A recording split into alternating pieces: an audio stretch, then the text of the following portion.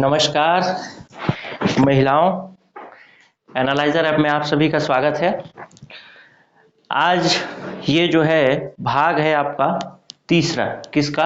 आंगनबाड़ी की सेवाओं का। भाग 3 है। हमने 2 भाग वैसे 3 वीडियो बना है उसका। एक तो टीकाकरण का पहला वीडियो बना था, उसके बाद फिर पोषाहार से संबंधित जो है पूरक पोषण से 2 वीडियो बना है, तो 3 वीडियो बने हैं।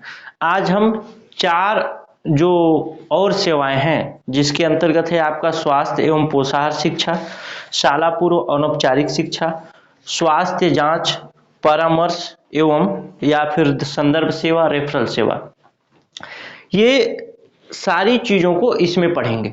ये वीडियो वैसे बहुत ज्यादा इंफॉर्मेटिव नहीं होगा, लेकिन मैं बोल चुका हूं आप लोगों को कि कोई भी भाग मैं छोड़ूंगा नहीं, सारे भाग कवर करूंगा, क्योंकि मैंने आप लोगों को वादा किया है कि 20 में से 20 प्रश्न, और जो लोग परिसीमित भर्ती वाले हैं वो लोग 120 में से 120 प्रश्न हमारे वीडियो को देख करके लाएं।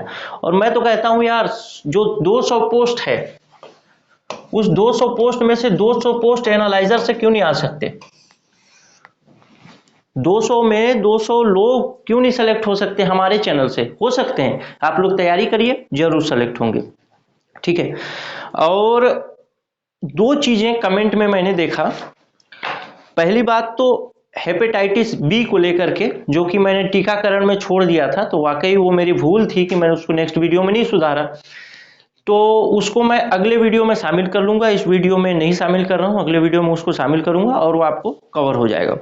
दूसरा बात कि कई लोग वीडियो को आधा देखते हैं ना, जैसे मैंने बताया था महतारी जतन योजना के अंतर्गत, तो वीडियो को लोग आधा देखते हैं और आधा देखने के बाद ही तुरंत नीचे कमेंट कर देते हैं कि सर ये तो शिशुवती के लिए नहीं है, गर्भवती के लिए है, आपने तो शिशुवती के लिए बताया है। तो वीडियो को आप लोग पूरा देखिए, जब पूरा देखेंगे तभी आपको समझ में आएगा। उसमें मैंने क्लियर कट बोला है गर्भवती के लिए। ऐसे आधा अधूरा देखेंगे तो वही बात हो जाएगी कि जितना मैंने कहा है उससे अनकहा बहुत है, और जितना तुमने सुना है उससे अनसुना बहुत है, और अंत तक पढ़ते तो पता चलता मैं तेरे मेरे प्यार की ही कहानी लिख रहा था, मैं तुम्हारे नाम अपनी जिंदगानी लिख रहा था। तो पूरा देखिए, मजा आएगा। आइए आज शुरुआत करते हैं। आज 2 मुद्दों पे बात करूंगा मैं। पहला मुद्दा तो है जो मैं पढ़ाने वाला हूं, यानी आंगनबाड़ी की 6 सेवाओं में से 2 सेवाएं तो हमने पढ़ रखी हैं, अब हमको 4 सेवाएं आज पढ़नी है। इसके साथ ही आंगनबाड़ी की सेवाएं खत्म हो जाएंगी, ये पहली बात। दूसरी बात जो है वो है आंगनबाड़ी में, मतलब जो पहला टॉपिक है ना, भाग 1 का पहला टॉपिक है, उस टॉपिक में 2-3 चीजें और हैं, जैसे हितग्राहियों का चयन, उद्देश्य यानी आंगनबाड़ी या फिर आईसीडीएस के उद्देश्य, जो भी आंगनबाड़ी के उद्देश्य, और आंगनबाड़ी कार्यकर्ता के दायित्व। तो ये 3 बिंदु जो हैं, तो हितग्राहियों का चयन जो है वो तो हम देख चुके हैं, और वही प्रश्न है हितग्राहियों का चयन से संबंध, मतलब यही है कि पूरक पोषण में कौन कौन से हितग्राही होते हैं, उसके अलावा फिर आंगनबाड़ी के कौन कौन से हितग्राही होते हैं, तो पूरक पोषण में कौन कौन से हितग्राही होते हैं और आंगनबाड़ी के कौन कौन से हितग्राही हो सकते हैं। ये अलग अलग चीजें अलग अलग समय पे मैंने आपको बताई थी। उद्देश्य के विषय में अगर मैं बात बोलूं तो उद्देश्य के विषय में सेम उद्देश्य हैं आईसीडीएस के, यानी बाल विकास सेवा योजना के जो उद्देश्य हैं वही उद्देश्य आंगनबाड़ी के हैं, सेम उद्देश्य आंगनबाड़ी के हैं। तो जो लोग पहला वीडियो देखे हैं तो समझिए पहला वीडियो देखे हैं तो आंगनबाड़ी के भी उद्देश्य के बारे में जान चुके हैं, तो इसको भी डील करने की जरूरत नहीं है। उसके बाद बचता है आंगनबाड़ी कार्यकर्ता के दायित्व। तो आंगनबाड़ी कार्यकर्ता के दायित्व में इतना लंबा चौड़ा लिस्ट है, और उस लिस्ट को यहाँ पे बताना पढ़ाना निरर्थक है। उसको मैं पीडीएफ में मिल जाएगा, आपको पीडीएफ के साथ उसको पढ़ लीजिएगा, और बहुत ज्यादा उसमें समझाने लायक चीजें नहीं है, इसलिए उसको मैं छोड़ रहा हूं, ठीक है। तो इस तरीके से आज का जो लेक्चर है वो लेक्चर हमारा अंतिम लेक्चर होगा भाग 1 का। याद रखिएगा, मैंने हेपेटाइटिस बी के बारे में बोला है कि उसको मैं नेक्स्ट वीडियो में शामिल करूंगा, उसके अलावा पूरा जो है हमारा खत्म हो जाएगा भाग 1। सभी लोग मेरी बातों से सहमत होंगे। तो आज हम जो 4 सेवाएं हैं उसको पढ़ेंगे, उसके बाद आखिरी में एक चीज देखेंगे, और उसको बोला जाता है कि आपको एग्जाम को कैसे क्रैक करना है। बहुत सारे कॉल, 1000, 1200, 1500 रोज कॉल आ रहे हैं, हम लोग कॉल उठा नहीं पा रहे हैं, वेटिंग वेटिंग, 3-3 नंबर चालू किए हैं, 4-4 नंबर चालू किए हैं, सबका बहुत सारा समस्या है क्रैक करने को लेकर के। तो उसके लिए एक सेपरेट वीडियो भी बना दूंगा। लेकिन आज जो आखिरी तक रुकेंगे, यानी दोनों टाइप के लोग, या तो खुली भर्ती के हैं या परिसीमित भर्ती के हैं, दोनों तरीके के जो महिलाएं जो तैयारी कर रहे हैं, खुली या परिसीमित के, दोनों के लिए फायदेमंद होगा। तो आप आखिरी तक वीडियो को देखिएगा तो फिर समझ में आएगा कि आपको किस तरीके से, स्मार्ट तरीके से चीजों को कवर करना चाहिए। आइए ज्यादा समय न लेते हुए चीजों को शुरू करते हैं। हमने 2 सेवाएं देख ली थी आंगनबाड़ी की। एक सेवा देखी थी जिसमें रोग प्रतिरक्षण या टीकाकरण के बारे में, और एक पूरक पोषण कार्यक्रम के बारे में हमने पूरा पढ़ लिया था। ठीक है, पूरक पोषण की जो सेवा है उसके बारे में पूरा पढ़ लिया था। आज देखते हैं स्वास्थ्य एवं पोषाहार शिक्षा। बहुत ज्यादा प्रश्न इसमें से नहीं पूछेगा, लेकिन कुछ प्रश्न पूछ सकता है, इसलिए हमको कवर करना है। पोषाहार शिक्षा, स्वास्थ्य एवं पोषाहार शिक्षा। अब इस शब्द का क्या मीनिंग हो सकता है? स्वास्थ्य यानी आदमी बीमार नहीं है, स्वास्थ्य की कोई परिभाषा नहीं है। स्वास्थ्य की एक केवल नकारात्मक परिभाषा है कि जैसे यह रिमोट है, मैं बोलता हूं ये रिमोट है, तो इसकी परिभाषा है ना, रिमोट में बटन होता है, ये इससे चल जाएगा। लेकिन स्वास्थ्य की एक ही परिभाषा है कि आदमी अस्वस्थ नहीं है, यानी आदमी बीमार नहीं है, व्यक्ति बीमार नहीं है। व्यक्ति कह रहा हूं, इसका मतलब व्यक्ति में दोनों चीजें आती हैं, महिला और पुरुष। तो व्यक्ति बीमार नहीं है, उसी को स्वास्थ्य माना जाता है।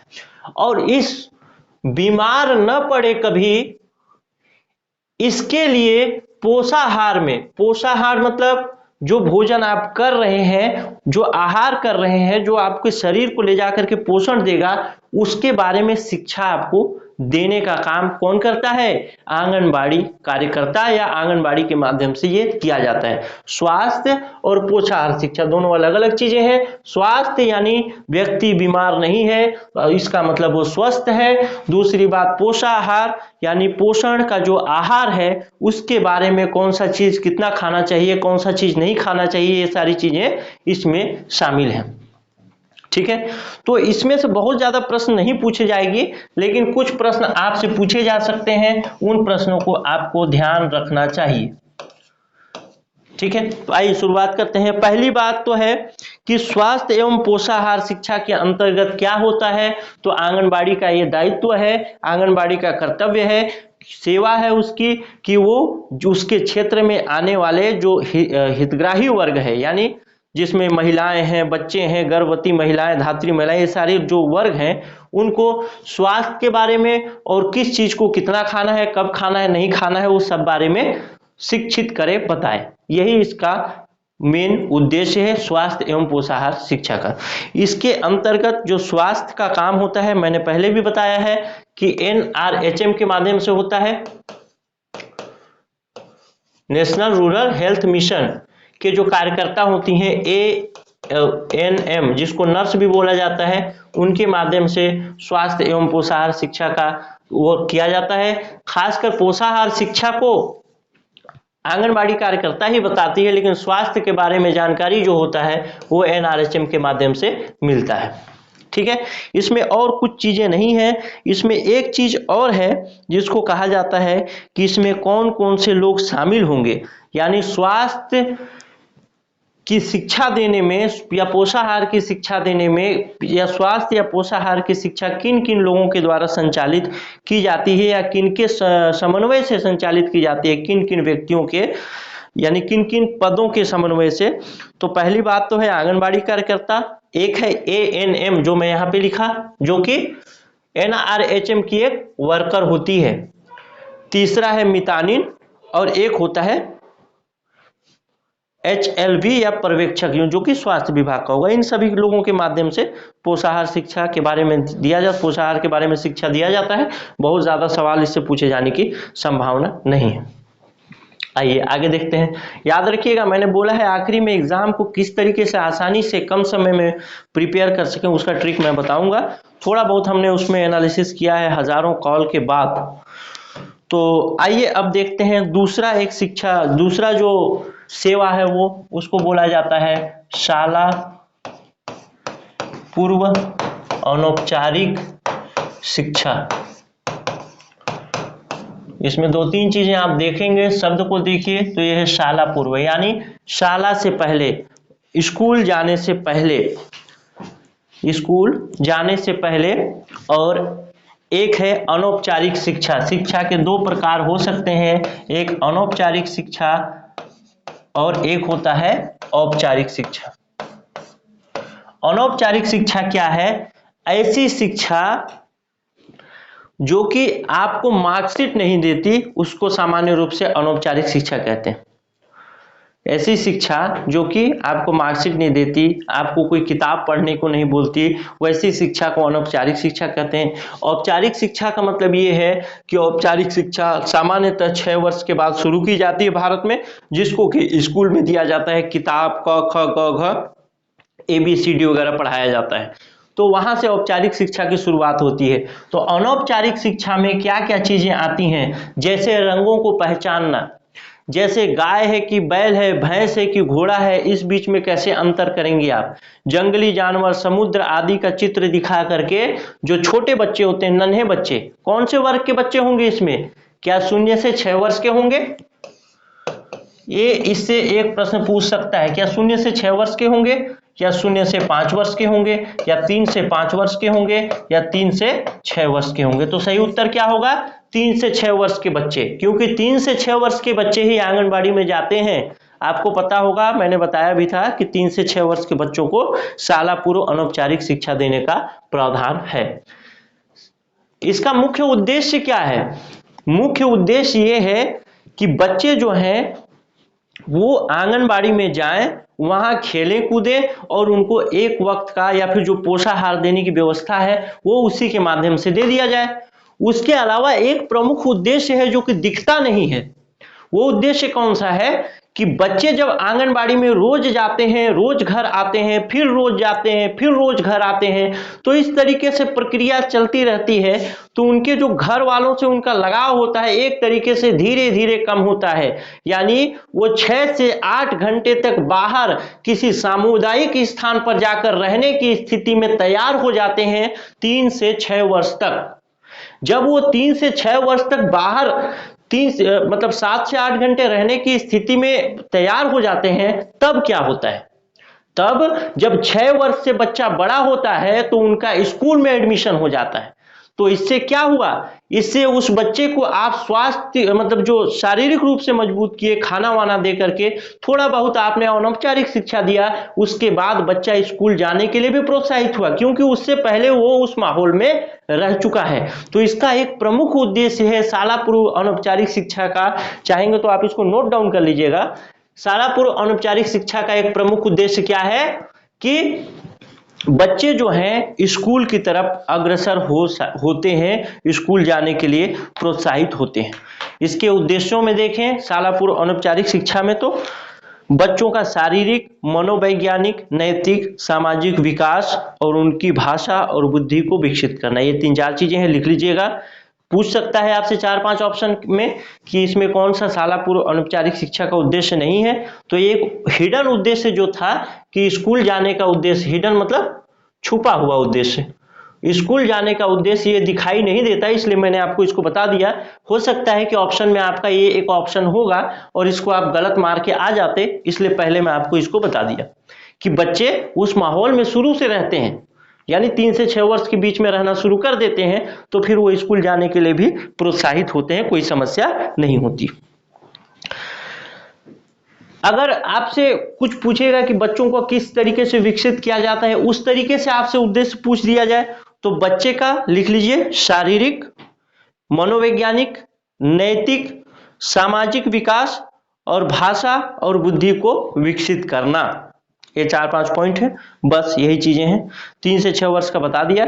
इन बच्चों को आजकल एक प्री स्कूल किट भी प्रदान किया जा रहा है। प्री स्कूल किट मतलब उसमें कुछ खिलौने वगैरह रहेंगे और बच्चे वहां आंगनबाड़ी में जाकर के सीखते कैसे हैं, तो खेल खेल में सीखते हैं, खेलते हुए सीखते हैं। कोई घोड़ा खेल रहा है, कोई गधा खेल रहा है, कोई ये बंदर खेल रहा है, कोई अलग ही खेल रहा है। हमारे गांव में तो वो खेलते थे, क्या बच्चे, छोटे बच्चे तो नहीं खेलते थे, लेकिन थोड़े बच्चे बड़े हो जाते थे, उसको क्या बोलते हैं, बाटी।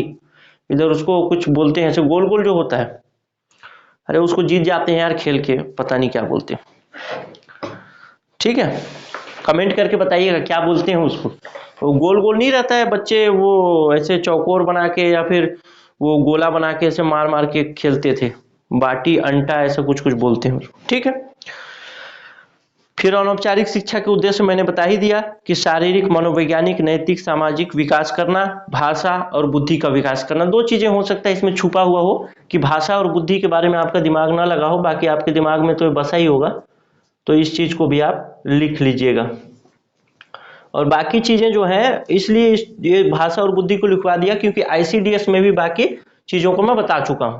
ये शारीरिक, मनोवैज्ञानिक ये दोबारा हो रहा है इसलिए। अब आखिरी में देखते हैं, आखिरी में नहीं, सेकेंड आखिरी बोल सकते हैं, एक और है जिसको बोला जाता है स्वास्थ्य जांच।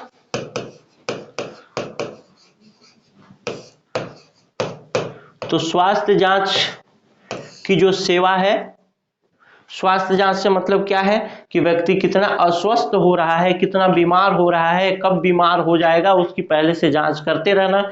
जैसे किसी के शरीर में एनीमिया हो गया यानी खून की कमी हो गई, आगे हम पोषण वाले चैप्टर में इसको पढ़ेंगे, तो उन सब चीजों को जांच करने का जिम्मेदारी भी आंगनबाड़ी को दिया गया है। और आंगनबाड़ी ये कार्य किसके द्वारा कराती है, तो वही NRHM के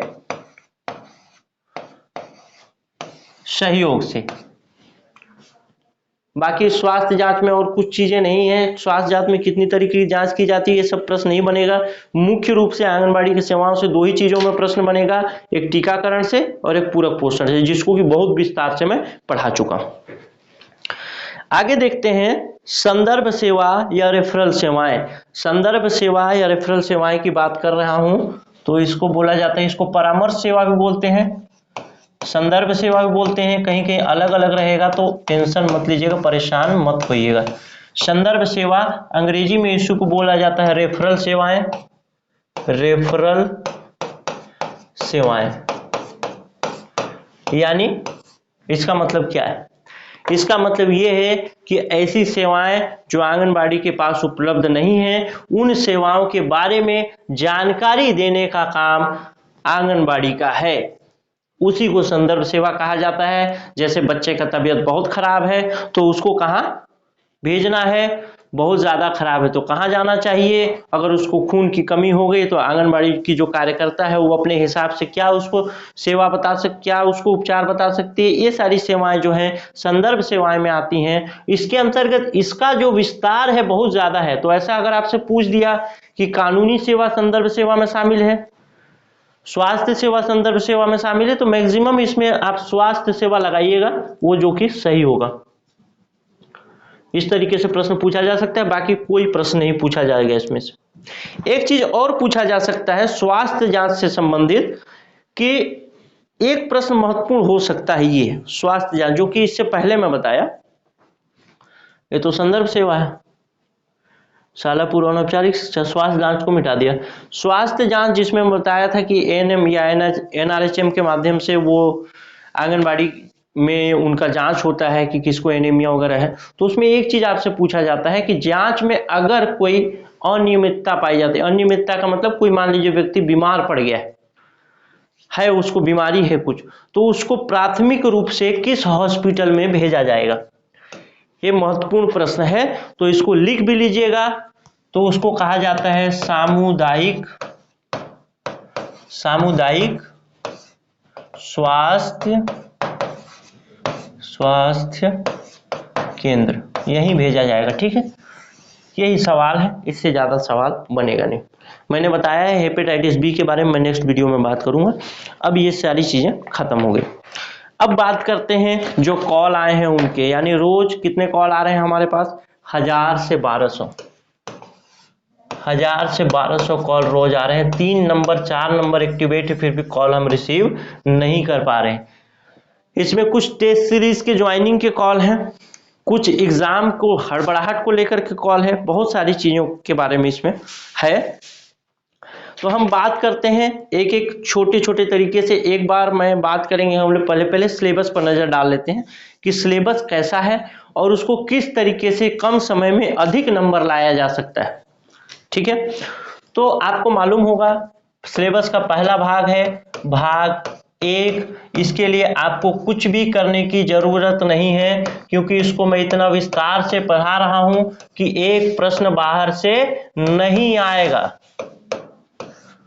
एक प्रश्न बाहर से नहीं आएगा, बशर्ते आप वीडियो को 2 बार 3 बार समझ में नहीं आ रहा है तो देखिए, या फिर आप इसका पीडीएफ भी ले सकते हैं। पीडीएफ तैयार हो रहा है, पहले भाग का पीडीएफ अब 2 से 3 दिन में कंप्लीट आप लोगों को मिल जाएगा। और पीडीएफ आप लोगों को लेना इसलिए भी जरूरी है क्योंकि मैं प्रमोट नहीं कर रहा हूं, आपको कहीं से मिल जाए तो आप पढ़ भी लीजिएगा, मैं कह नहीं रहा हूं कि आप लीजिए। लेकिन अगर जो मेरे ऊपर ही भरोसा कर रहे हैं या एनालाइजर ऐप के हमारे यूट्यूब के ऊपर भरोसा कर रहे हैं तो उनको इसलिए लेना जरूरी है क्योंकि आंगनबाड़ी कार्यकर्ता के दायित्व के बारे में मैंने इसमें नहीं बताया है और उससे प्रश्न पूछे जा सकते हैं, सीधे सीधे प्रश्न पूछे जाएंगे और उसके बाद वो आपसे नहीं बनेगा, आपका 2 नंबर चला जाएगा।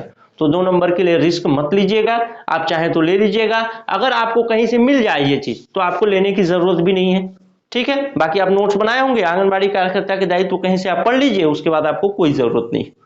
ठीक है, अगर आंगनबाड़ी कार्यकर्ता के दायित्व की बात है ना तो उसमें कुछ और चीजें हैं, तो हो सकता है कि उसके लिए मैं क्लास एक ले लूं, अगर ये हेपेटाइटिस बी वगैरह के बारे में बताते समय नेक्स्ट वीडियो में, नहीं तो वो शायद अगर जरूरी होगा तो, नहीं होगा जरूरी तो मैं नेक्स्ट वीडियो में बता दूंगा। तो भाग 1 के बारे में आपको कुछ करना नहीं है, केवल वीडियो देखना है, 2-3 बार देखना है, समझ में आएगा, आराम से हो जाएगा, कोई दिक्कत नहीं। भाग 2 है, ये कितने नंबर का है? 40 नंबर का। भाग 2 क्या है? भाग 2 में है रीजनिंग और जीएस। लगभग इसमें रीजनिंग जो होगा मेरे ख्याल से 30 प्रश्न पूछा जाएगा और जीएस का पूछा जाएगा 50 प्रश्न, मेरे ख्याल से, कहीं पे लिखा नहीं है। ये कितने नंबर का है? 80 नंबर का। उसके बाद आता है भाग 3। भाग 3 में आपका क्या है? भाग 3 में 2 चीजें हैं, एक हिंदी है और एक है छत्तीसगढ़ी भाषा। हिंदी और छत्तीसगढ़ी भाषा है। भाग 4 में क्या है? ये कितने नंबर का? हिंदी छत्तीसगढ़ी भाषा 30 अंक का। भाग 4 में क्या है? भाग 4 में आपका है इंग्लिश, ये कितने नंबर का है? 20 नंबर का। उसके बाद 5 में है गणित, ये कितने नंबर का है? 30 नंबर का। अब इस पर आप देखिएगा, अब इसको पूरा अच्छी तरीके से रिवाइज, मतलब ध्यान से देखिएगा, जो चीज मैं बताने जा रहा हूं बहुत ही अध्ययन के बाद, बहुत सोच समझ के बाद मैं ये चीज बता रहा हूं आपको। इसमें आप देखिए, भाग 1 तो मैं करवा दे रहा हूं, कुछ भी आपको करना नहीं, कोई क्वेश्चन छूटेगा नहीं। भाग 2 में रीजनिंग के जो 30 प्रश्न पूछे जाएंगे वो लगभग आप ठीक ठाक स्तर के होंगे, बहुत कठिन स्तर के नहीं होंगे, तो आप कर लेंगे। फिर आता है भाग 2 में ही जीएस।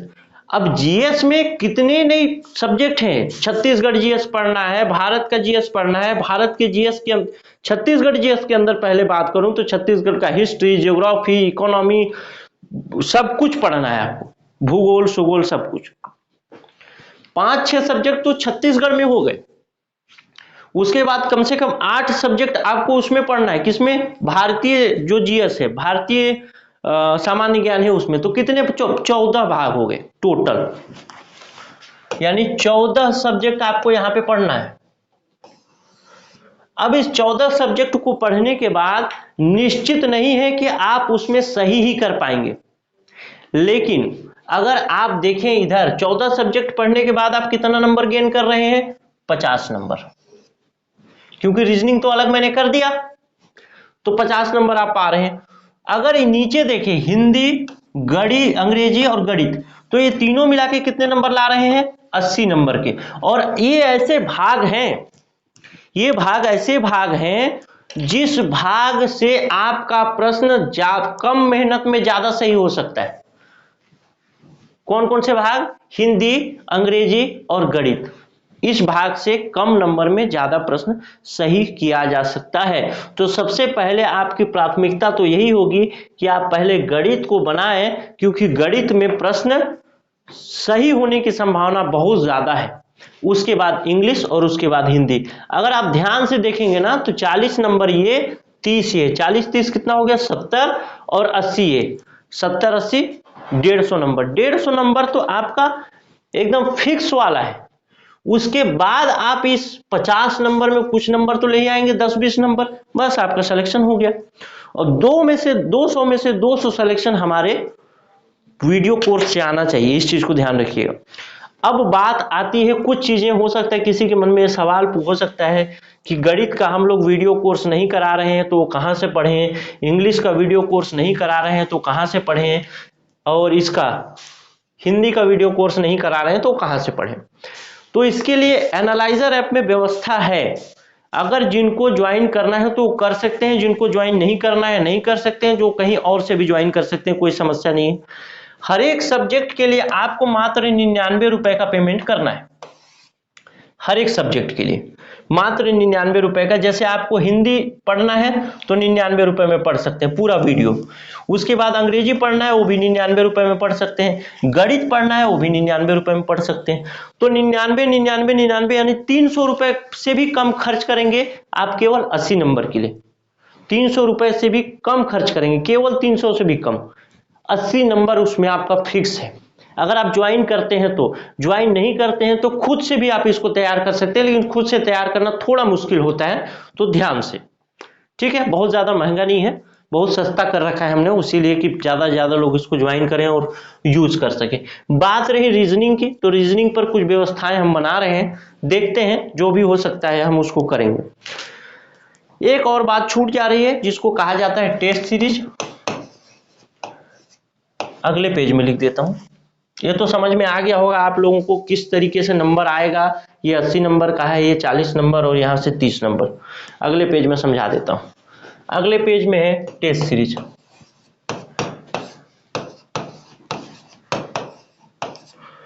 टेस्ट सीरीज अभी जो है, अभी भी ये 400 रुपए में मिल रहा है।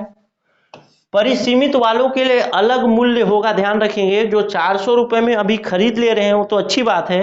400 रुपए जो खुली भर्ती के लिए, खुली भर्ती वालों के लिए 400 रुपए का टेस्ट सीरीज है। इसका एक्चुअल प्राइस 599 रुपए है। अभी आप पहले रजिस्ट्रेशन कराएंगे तो 400 रुपए में मिलेगा।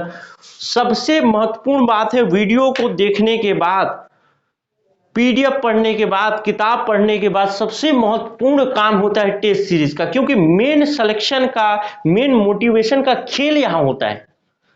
अगर इसको आप ज्वाइन करते हैं, कहीं भी, यहां नहीं करें तो कहीं और भी कर सकते हैं, जो अच्छा आपको दे रहा होगा। यहां पे आपको डिस्क्रिप्शन वगैरह कंप्लीट मिल जाएगा, तो कोई टेंशन लेने की बात नहीं है। टेस्ट सीरीज में बहुत पुराना नाम है, ठीक ठाक नाम है। तो चाहे तो आप 400 रुपए में अभी खुली भर्ती वाले हों चाहे परिसीमित भर्ती वाले हों, दोनों ज्वाइन कर सकते हैं। लेकिन इसका मूल्य 599 रुपए है। और जब ऐप में ये टेस्ट सीरीज आएगा तो परिसीमित वालों के लिए अलग रेट होगा और खुली भर्ती वालों के लिए अलग रेट होगा। खुली भर्ती वालों से कुछ ज्यादा पैसा परिसीमित भर्ती वालों का होगा, क्योंकि उसमें थोड़ा ज्यादा मेहनत है। तो हमारा ऑफिस चल सके उतना ही हम पैसा ले रहे हैं, ज्यादा पैसा लेने की जरूरत नहीं है, कोई कमी नहीं है हमको पैसे वैसे। तो आप अगर ज्वाइन करना चाहें तो इसको ज्वाइन कर लें। आपको ज्वाइन करने के लिए मोबाइल नंबर बता देता हूं फिर से, 96 17 41 36 76। इस नंबर पे व्हाट्सएप करिए, इसमें लिखिएगा महिला टेस्ट, और एक महिला टेस्ट लिख करके भेजिएगा। अकाउंट डिटेल इधर से भेजेंगे, आप पेमेंट करके स्क्रीनशॉट भेजिएगा। और एक चीज ध्यान रखिएगा, बहुत सारे लोग मैसेज करते हैं और उसके बाद वो पेमेंट नहीं करते। तो जिनको ज्वाइन करना है वही मैसेज करें, और जिनको ज्वाइन नहीं करना है उनकी भी कोई समस्या है तो मैसेज करके पूछ सकते हैं, लेकिन वो महिला टेस्ट लिख करके ना भेजेंगे भाई। उनकी जो समस्या है वो चीज वो पूछ सकते हैं, कोई समस्या नहीं है, हम आप ही के लिए हैं, कोई दिक्कत वाली बात नहीं। तो ये सारी चीजें बताया। तो आप ये टेस्ट सीरीज ज्वाइन कर सकते हैं 400 रुपए में, अगर ज्वाइन करना चाहें तो। वैसे तो ज्वाइन करना ही चाहिए आपको, क्योंकि ये मौका बार बार नहीं आएगा, कोई भी मौका बार बार नहीं आएगा। ये वाला मौका तो नहीं आएगा बार बार, क्योंकि एकदम गोल्डन अपॉर्चुनिटी है। पूरा जो मेल वाला पार्ट है उसको तो काट दिया है, यानी पुरुष वर्ग तो पूरा छट गया है, केवल फीमेल में कंपटीशन है। अगर आप थोड़ा सा दिमाग लगाएंगे और हिंदी और इंग्लिश और गणित, ये 3 को मजबूत कर लेंगे। ये वाला तो मैं मजबूत करा ही दूंगा, टेंशन मत लीजिए। रीजनिंग को पढ़ लेंगे तो आपका एकदम गारंटी है एग्जाम निकल जाएगा। तो इस चीज को ध्यान रखिएगा। टेस्ट को जरूर ज्वाइन करिए, यहां ज्वाइन मत करिए, कहीं भी ज्वाइन करिए, लेकिन टेस्ट को जरूर ज्वाइन करिए। टेस्ट कंपलसरी है मेरे दोस्त, बिना उसके तो पॉसिबल है ही नहीं, नामुमकिन है। और जिसको भी इसमें थोड़ा बहुत कमजोरी लग रहा होगा हिंदी, इंग्लिश और मैथ्स में, तो वो भी इसको ज्वाइन कर सकते हैं। बाकी कोई समस्या है आपको तो इस नंबर पे व्हाट्सअप कर सकते हैं। और कुछ भूल जा रहा हूँगा तो नीचे कमेंट करिएगा, शेयर करिएगा और सब्सक्राइब करिएगा। जो लोग देखते हैं सब्सक्राइब नहीं करते यार, सब्सक्रिप्शन नहीं बढ़ रहा है। वैसे हमारे पहले वीडियो को बहुत प्यार मिला है, 1700 के आसपास हमको मिल गया है, उसमें 17,000 के आसपास व्यू। लेकिन आप लोग सब्सक्राइब करिएगा तो आगे का वीडियो भी मिलेगा। और कुछ भूल गया हूँगा तो नीचे कमेंट करिएगा। हर एक कमेंट को पढ़ता हूं मैं ध्यान से और हर एक कमेंट का जवाब देने का प्रयास करता हूं। अगले क्लास में हम हेपेटाइटिस बी के बारे में थोड़ा बहुत जानकारी लेंगे और उसके बाद नेक्स्ट वीडियो जो नेक्स्ट टॉपिक होगा उसको चलाएंगे। और जो भी अगर कमी होगी तो उसको जरूर लिखिएगा, क्योंकि मैं तारीफ से ज़्यादा कमियों को देखता हूँ।